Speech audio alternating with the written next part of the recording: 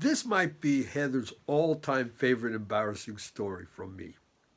The third time I ever went to Huautla de Jimenez to eat the sacred mushrooms was when the army and police had taken over Huautla and driven out all the outsiders after an American went crazy on the mushrooms and bit off a live chicken's head in the plaza in the Mero Socolo of downtown Huautla, which caused a lot of stress and fear among the people who at the time never even mentioned the true name of the sacred mushroom Dishitu. Everything was very hidden in those days. As it turned out, I got arrested too.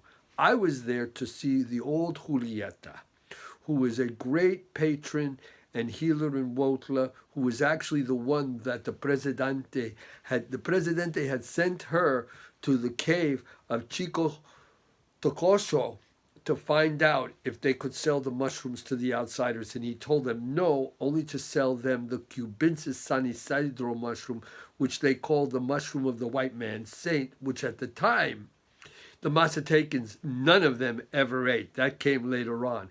But in the story, I get arrested and I get thrown in jail. But on the way before I got arrested, I was very hungry. So I ate a basket full of fresh strawberries and learned a lesson about Mexico there, because those strawberries just about killed my stomach.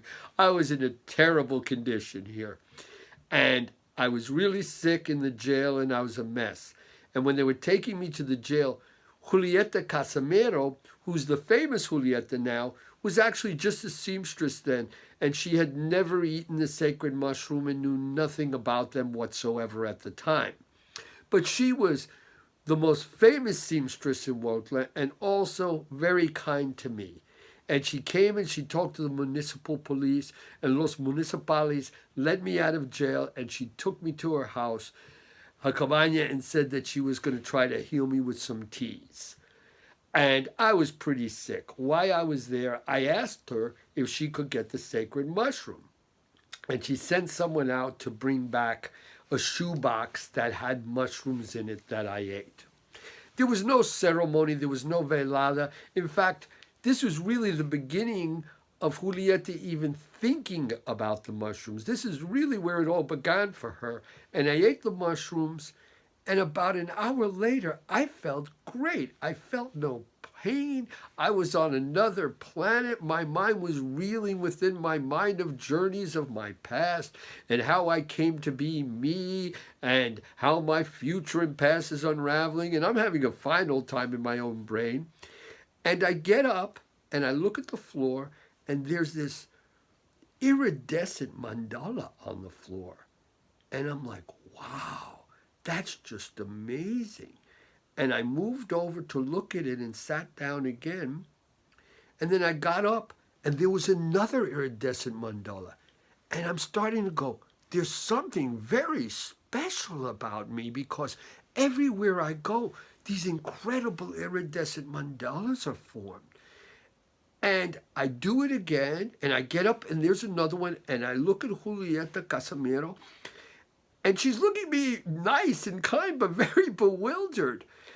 And I'm feeling like I'm the chosen one. I'm the one who makes the sacred iridescent mandalas. And I laid down, because I got tired for a moment, and I smelled something terrible. And when I realized what happening was, I had gone to the bathroom in my pants, and everywhere I sat down, I made a stain on Julieta's floor. But under the experience of the mushroom, they looked like this iridescent, incredible mandala. Well, at that point, I realized I wasn't that special. And I backed out, and Julieta was very kind, and she cleaned up the mess. And over the next couple of days, I improved a little bit. Then the police came again to arrest me, and I had to run out of Huautla.